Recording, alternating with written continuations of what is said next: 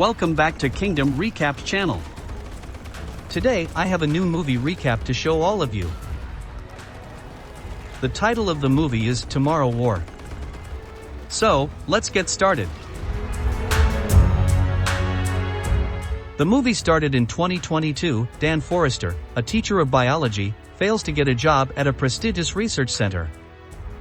While he is watching the World Cup at a Christmas party, soldiers from the year 2051 arrive to warn that humanity is on the brink of extinction due to a war with alien invaders by the White Spikes. The White Spikes will arrive in 2048 and kill the majority of humanity 3 years later. In response, members of the world's militaries are sent into the future through a wormhole device called the Jump Link, but fewer than 30% survive deployment to return in 7 days, prompting a worldwide draft. After a year of the draft and a growing anti-war movement, there is little hope for humanity's survival. Dan is teaching his biology class, but notices nobody is paying attention. He tries to change things up, asking the class what they want to talk about, but only Martin raises his hand, wanting to talk about volcanoes. Another kid asks what the point of schooling is when they all know what's going to happen in the future. Another student says people are getting sent into the future every week with almost no impact on the result. Dan counters, saying one thing the world needs now more than ever are scientists, and that's why he still teaches biology. Dan then gets a message informing him he's been drafted. He then heads to a facility where military personnel from the future assess his status. They strap Dan to a chair and put his arm into a machine, telling him it's a test. A soldier informs him that he meets the requirements for conscription. Since he can't travel to a future where he's still alive, meeting all the requirements means he's already dead by 2051. He gets confirmation when the woman tells him he's going to die in 2030. Still unable to process the information, the procedure continues with Dan barely able to comprehend what he had been told. The machine then whirs, and Dan feels excruciating pain in his arm. When he removes his arm, a metal device is attached. He's told the device keeps track of his tour in the future, and after 7 days, the device would automatically send him back to his timeline. Later, Dan meets Emmy, and she's terrified to learn about his draft and immediately suggests hiding from the government. She tells Dan maybe his father James can help. Dan refuses, saying he doesn't want to have anything to do with his father, but Emmy convinces him, saying it's for their family's survival. Dan then drives to an airfield where his father works. James and Dan are noticeably cold towards one another, but James agrees to take a look at Dan's device. James then says he finds Dan's unexpected visit strange as Dan has never needed his help. Dan is infuriated, saying all he's ever wanted since he was little was for his father to return and help him and his mom. James argues that he only left because he was in an extremely dark place when he returned from a war, and it would have been more damaging for their family if he stayed. Dan doesn't believe James, saying James was being selfish when he left. He then takes his arm away and tells James he'd never be forgiven. Dan gets home, and Emmy sees the device is still on him. Dan tries to comfort her, saying he'll only be on tour for 7 days. He then heads to the backyard where Maury is digging a hole. He tells her he needs to leave for a trip, but Maury realizes that Dan has been drafted. Maury is disheartened, but Dan promises to return. Dan arrives at a training facility with hundreds of other draftees. The civilians with him don't appear to have even the most basic military training. At the facility, Lieutenant Hart tells them they won't be doing any physical training and will focus on basic survival. They undergo a little gun training but appear to skip tactical training or even team play. Dan meets a draftee named Charlie who's the head of research and development at a geothermal energy company. Also with the draftees is Dorian, a cold, calculating fighter who's back for his 3rd tour. At a briefing, they're informed how the time link works. The time link works similar to 2 rafts on a moving river. If time is the river, then the 2 rafts are 2022 and 2051. They can only move from the 2 points, but time will always be moving forward. For this reason, they can't send people before the war begins. The time jump machine is still rudimentary and highly experimental, so they can't risk. experimenting too much with it. One draftee asks why they haven't seen a picture of the aliens, and Lieutenant Hart answers that they don't want to scare the draftees. Later, Charlie and Dan talk in their barracks when the alarm blares. They have to jump as soon as possible. They're then all prepped to be sent into the future, and a hangar lights up with electricity. They all slowly get lifted and disintegrate. Dan rematerializes, finding himself falling several hundred feet. He watches in horror as his fellow draftees all fall to their deaths. Luckily, Dan falls into a swimming pool on top of a building. When he emerges, only a fraction of the draftees had survived the jump. As they regroup on the building, they see Miami in ruins. At the 2051 command post, the Army colonel is spitting orders as they try to figure out what had gone wrong with the jump. They establish a radio link, and Dan responds. The colonel informs them that bombers are coming to carpet bomb the city as it has been overrun by white spikes, but a research team is trapped at a laboratory. They're tasked to retrieve the research team, and Dan takes charge, putting his military experience to use. They make their way down a street, and Dorian tells Dan it's no use trying to make soldiers out of civilians as it would only end in all of them getting eaten. They enter the research facility and find the research team dead. The colonel then tasks them to retrieve some vials from the laboratory, telling them to hurry as the white spikes may be returning soon. Dan gets to the vials and retrieves them, while the rest of the team meets up at the rendezvous point. Meanwhile, jet fighters are preparing to start the bombing run. The colonel tells them to hurry as the bombs will arrive in 6 minutes, and she can't do anything to stop it. The team then starts making their way down a stairwell when one of them hears a faint clicking coming from the upper level. They shine their flashlights exposing a tentacle moving, and when they follow it, a white spike is revealed feeding on a disembodied arm. They begin firing, but bullets don't seem to do any damage as the white spikes have thick armored skin. The group takes casualties as they make their way down the stairs. They finally make it to a hallway, and Dan tries to buy the group some time by holding back a white spike. He runs out of bullets and uses an axe to impale the creature's head. Luckily, Dorian returns and kills the white spike, telling Dan to aim for their necks and bellies. The team makes it to the streets where a military convoy comes to their rescue, but white spikes get to the convoy first. The team continues running, this time trying to stay out of the bombing. They face more white spikes, which are now launching projectiles from their tentacles. As Dan and the team fight, the planes begin bombing the white spike. They eventually make it on top of a tunnel, but one of them falls, and Dan stops to help. As a result, another person gets impaled by white spike projectiles, and the team is left with no choice but to leave them. Two members who have fallen maintain a constant barrage of gunfire against the white spikes, and the rest make a run for it. As they exit the tunnel, more bombs fall.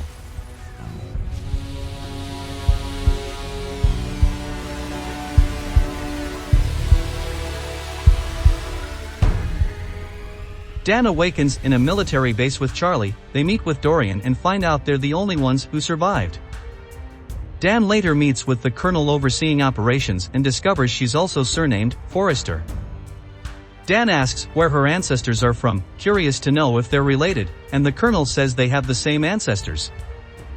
Dan takes a careful look and realizes the colonel is her daughter, Maury. Dan can't help but smile and feel a sense of pride upon seeing his daughter not only grown up but overseeing the entire operation. Dan gestures for a hug, but Maury steps back. Dan is taken aback, and Maury asks him to take a walk with her. Maury reveals that she also has a PhD in biotechnology, and she founded and maintains the military's research into the white spikes. She then gets frank and tells Dan she didn't ask to talk to him because she's sentimental. She says humans are almost gone, down to just 500,000 people. She then tells him he had been brought to the future for an important reason, but she doesn't reveal it. Maury is noticeably cold towards her father. According to the recruiters, Dan died in 2030 in their timeline. That would place the future Maury at 16 years old at the time of Dan's death. It may be because she's been surviving in a bleak world, but it may also be because she had a falling out with Dan. She doesn't kiss him or hug him, not even a simple handshake. Maury maintains the secrecy of the 2051 Army personnel when she told Dan he's there for an important purpose but refused to tell more details. Maury then shows Dan footage of a female whitespike. The females appear to be the most important members of the whitespike hive as they ensure successful reproduction. Dan is then placed on an assignment to capture a female whitespike. Maury had been developing a toxin that kills the whitespikes but appears to be ineffective against females. To develop a more potent toxin, they have to capture a female. Maury accompanies the mission, and they set out to a whitespike nest. Maury narrates how the whitespikes appeared out of nowhere. They managed to avoid satellite imagery and radar and started laying waste to Russia. It only took them 3 years to conquer the rest of the world. Dan then tells Maury he found out that he'd die in 7 years and asks Maury what happened to their family. Maury tells him it'd be better if he doesn't know. Moments later, they arrive at the nest. In the nest, the female is decimating soldiers. Maury and several men descend to help, but they prove ineffective. The female manages to kill more men, but Maury gets a clean shot at its neck. The female then begins calling the males. Dan sees the males approaching and jumps into the nest to help Maury. Maury and Dan then manage to push the female into a cage. Helicopters lift the female, but they're quickly overrun. Dan and Maury manage to get into a Humvee and escape. Maury gets angry because Dan put himself in harm's way when he tried to help, but Dan reasons that he's not going to let her daughter die. In her anger, Maury reveals what had happened to Dan and their family. She narrates how Dan had left their family. When Maury was a teenager, Emmy and Dan got a divorce.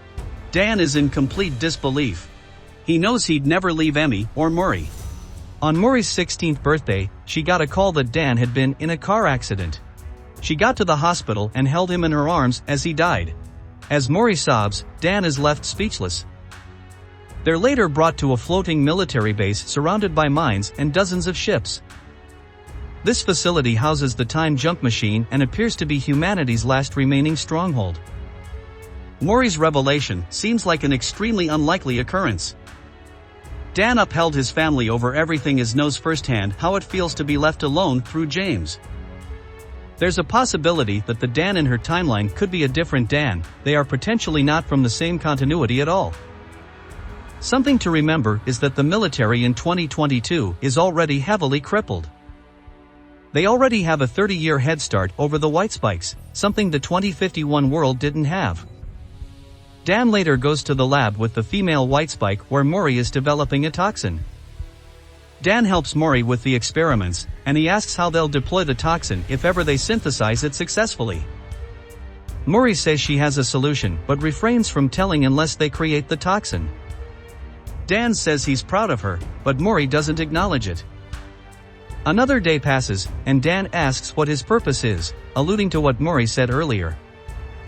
Maury gives in and tells him that the toxin she's creating isn't meant for them to use against the whitespikes, but for Dan to bring with him to the past.